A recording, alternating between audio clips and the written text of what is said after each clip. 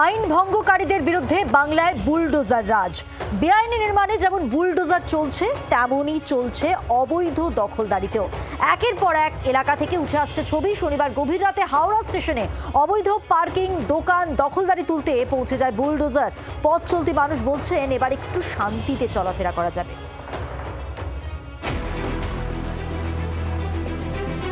Howrah station সংলগ্ন hawker, parking, অবৈধভাবে যে দখল করে রাখা রয়েছে সেগুলো দখলমুক্ত করার জন্য কিন্তু প্রশাসনের তরফ থেকে বাড়তি সতর্কতা নেওয়া হয়েছে এবং যেমনটা দেখা যাচ্ছে যে হাওড়া স্টেশনের বাইরে প্রচুর ফোর্স এই মুহূর্তে কিন্তু রয়েছে এবং তার পাশাপাশি দেখাবো যে জেসিবি পর্যন্ত রয়েছে, যে যাতে কোনো রকমভাবে যেগুলো জায়গাগুলো দখল করে দীর্ঘদিন যাবত তারা ব্যবসা করছে সেই জায়গা কিন্তু দখলমুক্ত করা হবে এবং তারই কিন্তু প্রস্তুতি নেওয়া চলছে।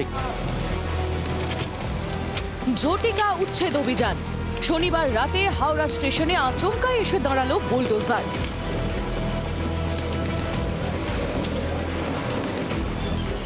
সামনের ব্যস্ত রাস্তা দখল করে বসে থাকা একের পর এক অস্থায়ী ফলের দোকান, জামা কাপড়ের দোকান সরিয়ে দিল পুলিশ এবং আরপিএফ। উপস্থিত ছিল র্যাফও। অবস্থা বেগতিক দেখে তড়ি ঘড়ি গাড়ি ডেকে অস্থায়ী ডালা, দোকানের মাল কোনো মতে গুটিয়ে নিল বেআইনি দখলদাররা।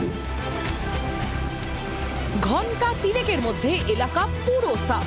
সকালে একেবারে ফাঁকা রাস্তা দেখে হতবাক যাত্রীরাও। স্টেশনের সামনে ব্যস্ত রাস্তায় চলাফেরায় আর অহেতুক বাধা বিপত্তি থাকবে না, মানছেন তারা। অনেক সুবিধা হয়েছে। আগে অনেক ক্যাচেরা ছিল, লোকজন ভর্তি ছিল, যাতায়াতের অসুবিধা ছিল। ভালোই লাগছে, আগে তো অনেক কনজেস্টেড ছিল। আমার তো মনে হয় একদম সঠিক হয়েছে। আর লাইন দিয়ে খেত, সরতে হলে সরতো না, আর অভাব দেখাতো দোকানদারগুলো। আমরা যে কোনো করে খেটে খাই সেটা খেতে পারতাম না। যে হারে দোকানদার ছিল, রাস্তা খুব যানজট ছিল, এখন পুরো পরিষ্কার। দোকানদারদের অনেকে বলছেন তাদের আগে থেকে কিচ্ছু জানানো হয়নি। कोई मेरा पास नोटिस नहीं आया था, नहीं आरपीएफ आया था, ना रेलवे आया था, ना गोलाबारी आया था, मेरे पास कोई नहीं आया था।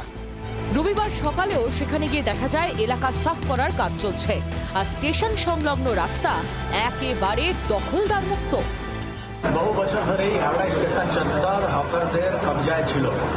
হাওড়া স্টেশনের যারা যাত্রী তারা ভালো করে যাতায়াত করতে পারছিল না। Howrah rail police, RPF, GRP আর হাওড়া সিটি পুলিশের যৌথ উদ্যোগে অতিক্রমণ মুক্ত করা হয়েছে।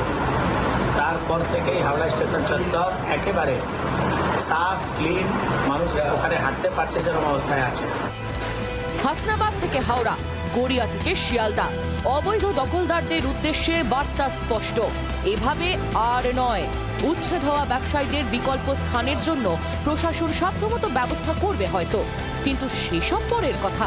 আগে বন্ধ করা হবে অবৈধ দখলদারি। কোচবিহার থেকে কাকদ্বীপ, রাজ্য জুড়ে বেআইনি দখলদার, অবৈধ ব্যবসায়ীদের সংখ্যা নিহাত কম নয়।